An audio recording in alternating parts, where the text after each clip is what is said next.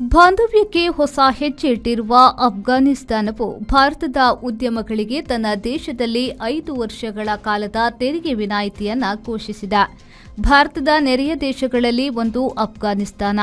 ಇತ್ತೀಚೆಗೆ ಪಾಕಿಸ್ತಾನದ ಜೊತೆಗೆ ಭಾರತದ ಬಾಂಧವ್ಯ ಮತ್ತಷ್ಟು ಹಳಸುತ್ತಿರುವುದನ್ನು ಕಂಡು ತನ್ನ ಗೆಳೆತನವನ್ನು ಗಟ್ಟಿಗೊಳಿಸುತ್ತಿದೆ. ಇದರ ನಡುವೆ ಅಫ್ಘಾನಿಸ್ತಾನವನ್ನು ವೈರಿ ದೇಶವಾಗಿ ಪರಿಗಣಿಸಿರುವ ಅಮೆರಿಕ ಸಂಯುಕ್ತ ಸಂಸ್ಥಾನವು ಪಾಕಿಸ್ತಾನದ ನೆರವಿಗೆ ನಿಂತಿದೆ. ಭಾರತದ ವಿರುದ್ಧ ಟ್ರಂಪ್ ಸರ್ಕಾರವು ತೆರಿಗೆ ಬೆದರಿಕೆ ಹೇರಿದೆ. ಈ ಸಮಯದಲ್ಲಿ ಅನಿವಾರ್ಯವಾಗಿ ಭಾರತ ಮತ್ತು ತಾಲಿಬಾನ್ ಅಫ್ಘಾನಿಸ್ತಾನಗಳು ಹತ್ತಿರ ಬಂದಿವೆ. ಈಗ ಈ ಸಮಯವನ್ನು ಸದುಪಯೋಗಪಡಿಸಿಕೊಳ್ಳಲು ಬಯಸಿರುವ ತಾಲಿಬಾನಿಗಳು ಭಾರತೀಯ ಉದ್ಯಮಿಗಳಿಗೆ 5 ವರ್ಷಗಳ ತೆರಿಗೆ ವಿನಾಯಿತಿ ಆರಂಭಿಸಿದ್ದಾರೆ. ತಾಲಿಬಾನ್ ಸರ್ಕಾರದ ವಾಣಿಜ್ಯ ಮಂತ್ರಿ ನೂರುದ್ದೀನ್ ಅಜೀಜಿಯವರು ಈ ತೆರಿಗೆ ವಿನಾಯಿತಿಯನ್ನು ಘೋಷಿಸಿದ್ದಾರೆ.